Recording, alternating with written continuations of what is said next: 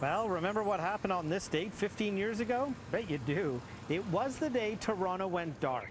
And not just Toronto. 10 million people in Ontario were left without power, along with 45 million Americans. A day that became the stuff of North American legend as the Great Northeast Blackout. It took up to 2 full days to bring power back. Tonight, a look back at how that summer chaos started and how things have changed in the last 15 years. It started in Ohio, and it started with a tree touching a transmission line and then cascading to the point where 50 million people were without power across North America. It was, a situation where the awareness, the tools, the training, none of that was in place to deal with this, and so that's why it quickly spread. And I mean, we have blackouts, we have power outages, but today what we're able to do is contain those and isolate those and stop them from spreading across North America. Well, lots of memories of that dark day almost a generation ago. Here's Talbot.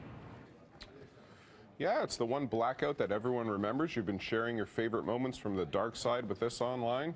Gregory embraced life off the grid. We got together with lots of friends and cooked for days from everyone's freezers. We enjoyed it so much that when the power came back on, we turned all the lights out again. Nice. Lisa hosted a neighborhood feast. I didn't want my food to get spoiled, so instead of wasting it, I invited everyone who was hungry to enjoy a hot dog or a hamburger, chicken or beef. Music played, drinks served, food tasted amazing. It was a memorable evening. Sounds nice. Chris here sounds like a fun guy. I did mushrooms and watched the stars. Nice, psychedelic.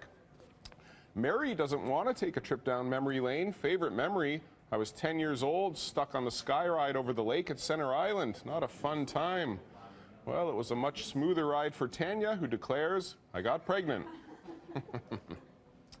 And some heat between the sheets there for Tanya. Our next viewer had the meat sweats after a popular Toronto steakhouse kept the grills glowing during the blackout. Here's Chris's story, some reaction from the man that made it happen. I'm Chris McKee, and this is my blackout story. At the time, I was working at Yonge and Dundas. On Elm Street, right across the street, is Barbarians, which is, of course, the best steakhouse in Toronto. Once they realized that the power was going to be out, the meat was going to go bad, their chef rolled over some barbecues to our office across the street. We ended up having a free barbecue courtesy of Barbarians. Amazing ribs, amazing steaks. So my blackout in 2003 ended up being a really good night.